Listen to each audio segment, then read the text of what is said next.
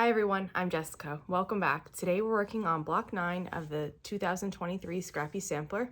I have my pieces right here. This block has curves in it, but don't get too worried. These are gentle curves and I'll show you just how to do it. Let's get sewing. First thing, I just want to show you the layout of the block.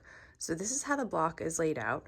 We're going to be sewing these pieces together and then repeating that for this side, and then we're going to have a middle unit. So now that you see where all the pieces go, let's get started. This is the first unit we're going to be working on, one of the side units, and we're going to have 2 of these exact units together. One thing I just wanted to let you know about curves is that you can do it 2 ways. You can take the outer curve and put it on top and work those 2 together, or you can take the inner curve and then stretch it to work. I actually find that working with the inner curve on top is the easiest method for me. They both feel different though, so I would recommend that you try both of them and then form your opinions based on that. So to start sewing this together, I'm making sure I'm lining this top up, and the most important part is the corner that we're starting in. So you should have a completely flat top, and then right here at this corner, your 2 corners should meet. And then to start, I'm going to take a couple stitches to just hold this in place. Once we have gone a couple stitches, I'm going to start turning the top piece to fit this piece. And you can do a number of things here. You can pin, you could glue based, you could do it like I'm doing, where I just kind of like work little bits at a time. As I mentioned before, this block is a very gentle curve, so I don't feel like it's necessary to pin or glue or anything, but feel free to experiment and see what works best for you. The other thing I'm going to mention here is when you have this inner curve on the top, it's a little bit hard to see the bottom curve because your piece is going the opposite way. So you just need to be picking it up and checking. What you want to do is we're working in little portions, so where the pieces just matched perfectly, I sewed that together. And now if I pick this up to look, I can sew till about here and they'll still be in line. And then after this point, they won't be. So I'm gonna sew a little bit more and then I'm gonna stop. And when the next thing we're going to do is start pulling, and it's not like a hard pull, you're just gently turning this curve of the blue piece, my top piece, and you're making it fit with the curve underneath. And you're working in little sections at a time. You just very gently turn it and go. And you keep repeating that all the way down. Sometimes you have to lift up your presser foot to get your piece adjusted correctly.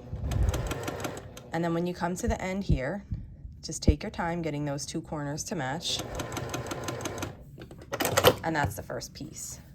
So, and then with curves, you can press either way. Like this curve will sit either way. It will sit with the seam allowance going towards the blue, and it will also, if I fold it that way, it will sit with the seam allowance going towards the white. I recommend you just pick whatever one you're more comfortable with.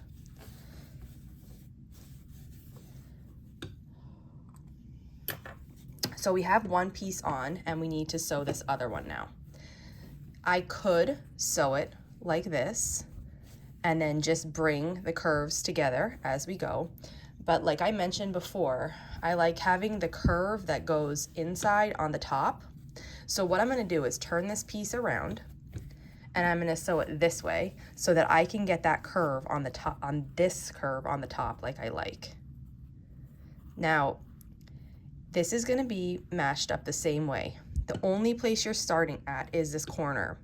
When you're working from the inside at this little position, it's a little bit harder to line up than before when we had that big edge to line up. Right now, you just want these 2 corners to match. Once they match, you're gonna take a few stitches to just secure that, and then you'll start turning your pieces to match each other. So I'm taking just a few stitches here. And then I'm going to start gently curving the blue piece to match the bottom piece. And really this block It looks so beautiful. It's called a flowering snowball, but it is not difficult at all. And the results of it are so beautiful. Like a full quilt of this block is just stunning.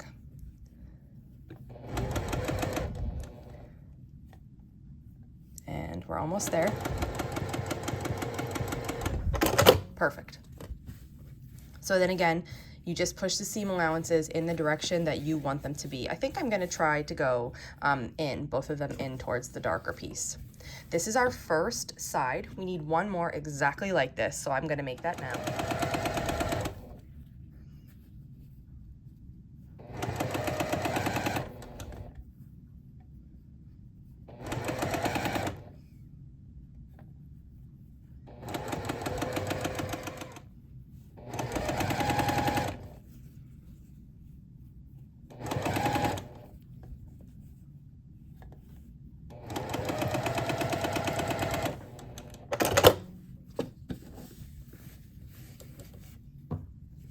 And now we have two identical pieces.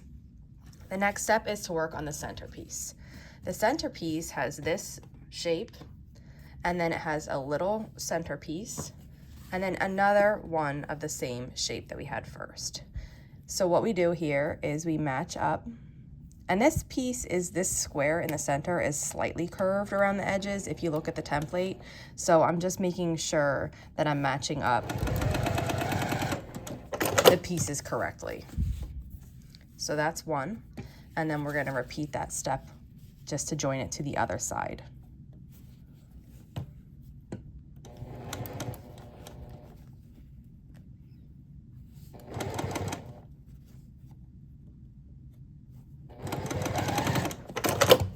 Okay, and we have that ready. Now the final step is assembling the block.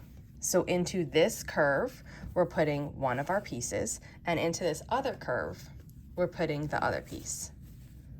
You can do this, don't worry. So the first thing to keep in mind is the directions that you're having your seam go. Again, on this side, I'm having my seams go in towards the blue, and then that means here, my seams are going to go out because these centers will nest a little bit. So we need to have these seams going the opposite of these seams. And you're not there yet, like we're not at that part. So if they're just kind of flopping around right now, that's fine. I'm going to put my long centerpiece on top of the corner unit because I want to be able to stretch this curve that goes in to the rest of it. So I'm taking a couple stitches. I matched this across the top just like we did before, and I'm taking a couple stitches in the corner to hold it into place. And then I'm going to start turning this orange piece to match the bottom.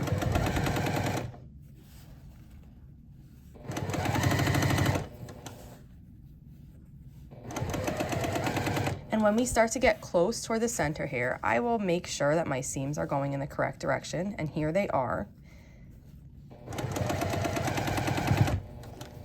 And then this side I have to tuck the other way so it lays nicely. And then we're just gonna keep continuing to fit the bottom piece with the top. And this is just a nice, gentle curve. We're not doing anything really tough here. As soon as you give this top piece just like a little bit of pull, it will straighten out to match the bottom piece.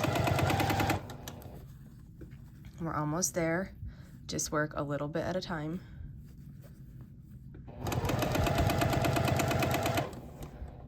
And there we go. Half of the block is on.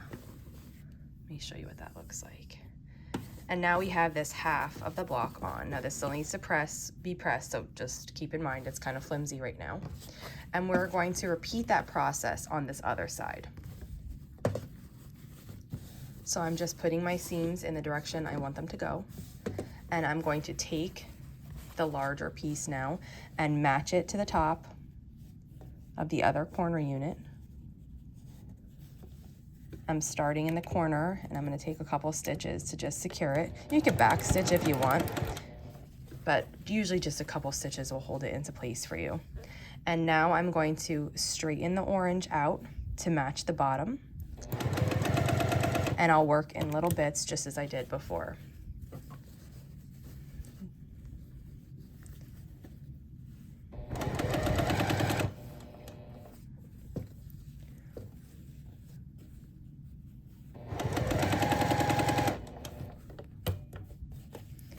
And then as we approach the center, which we're getting there, this piece is a little bit bigger because it already has the corner unit hooked to it. So I'm just taking my time. And then we're going to make sure that these seams are going in the proper direction, which they are here.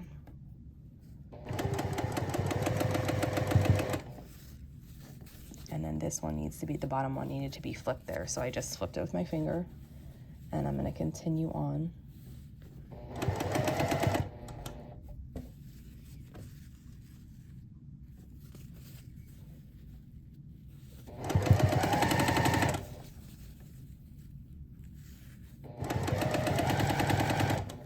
We're almost there.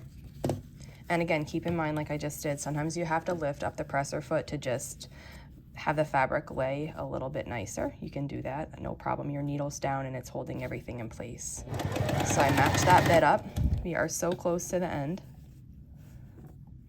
Match this next bit, and then I will turn and match this final part. And that's it. This block looks really difficult, but it's not as difficult as it seems. These are really good curves to start on because they're forgiving and they're a gentle turn, and it's a beautiful block. So let's go press it. I have my block here and it's flipped over on the wrong side, and I'm going to gently start pressing each section. I'm going to start with this corner, and I'm going to just lay these seams how I want them to go. So these are pressed in towards the blue, and I'm going to work on pressing that. After I press this blue side here with the piece with the blue, I'm going to flip it around and press that same exact spot on the other side. Because with these seams, what I'm doing here is I'm pressing the blue ones in, but then the orange ones are going to lay out. So I'm doing the blue first because they're the ones that are going to be underneath the other one. Okay, now my blue's all pressed, so I'm going to start working on these. And just gently, I separate with my fingers to make sure they really are the way they're meant to be and that they're laying flat on the front of the block. And I just go ahead and start pressing. Turn the block as you need, and we're working our way over the center now. And keep pressing, very good. And then we'll do this final seam right here. And then once we have it pressed from the back, we can turn it over from the front and press it from this side too. This block looks great. So we just finished our block. Here it is. I hope you enjoyed making this. I hope these curves weren't too difficult and that it helped you learn how to work with curved pieces. If you have any questions, just leave them in the comments below, and I will be back soon to share block 10. Thanks for joining me.